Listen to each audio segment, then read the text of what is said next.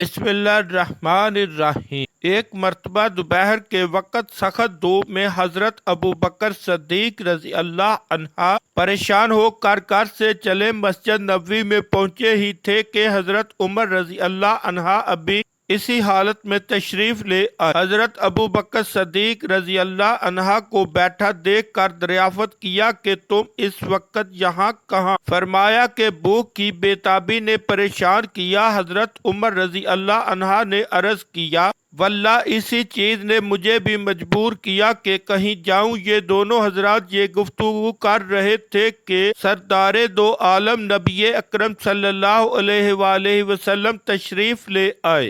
ان کو دیکھ کر دریافت فرمایا کہ تم اس وقت کہاں؟ عرض کیا یا رسول اللہ صلی اللہ علیہ وآلہ وسلم بھوک نے پریشان کیا جس سے مضطرب ہو کر نکل پڑے۔ حضور صلی اللہ علیہ وآلہ وسلم نے ارشاد فرمایا اسی مجبوری سے میں بھی آیا ہوں۔ تینوں حضرات اکٹھے ہو کر حضرت ابو ایوب انصاری رضی اللہ عنہ کے مکان پر پہنچے۔ وہ تشریف نہیں رکھتے تھے۔ ان کی اہلیہ نے بڑی مسرت و افتخار سے ان حضرات کو بٹھایا۔ حضور اکرم صلی اللہ علیہ وآلہ وسلم نے دریافت فرمایا کہ ابو ایوب کہاں گئے ہیں؟ عرض کیا ابھی حاضر ہوتے ہیں، کسی ضرورت سے گئے ہیں۔ اتنے میں حضرت ابو ایوب رضی اللہ عنہ بھی حاضر خدمت ہو گئے اور فرط خوشی میں کھجور کا ایک بڑا سا خوشہ توڑ لائے۔ حضور اکرم صلی اللہ علیہ وآلہ وسلم نے ارشاد فرمایا کہ سارا خوشہ کیوں توڑا؟ اس میں کچی اور آدھی کجری بھی ٹوٹ گئی، چھانٹ کر پکی ہوئی توڑ لیتے۔ انہوں نے عرض کیا اس خیال سے توڑا کہ ہر قسم کی سامنے ہو، جو پسند ہو وہ نوش فرمائیں۔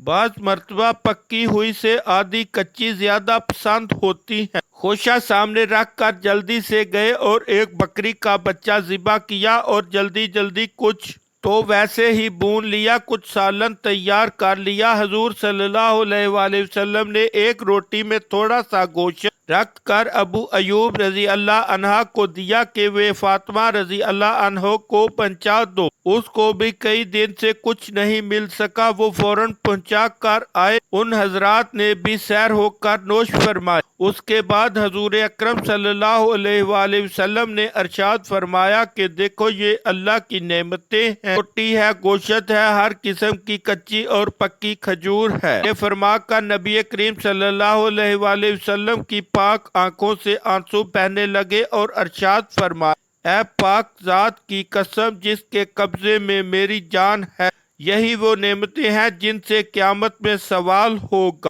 جن حالات کے تحت میں اس وقت یہ چیزیں میسر ہوئی تھیں، ان کے لحاظ سے صحابہ کرام کو بڑی گرانی اور فکر پیدا ہو گیا کہ ایسی مجبوری اور اضطراب کی حالت میں یہ چیزیں میسر آئیں اور ان پر بھی سوال و حساب ہوگا۔ حضور صلی اللہ علیہ وآلہ وسلم نے ارشاد فرمایا کہ اللہ کا شکر ادا کرنا تو بہت ضروری ہے۔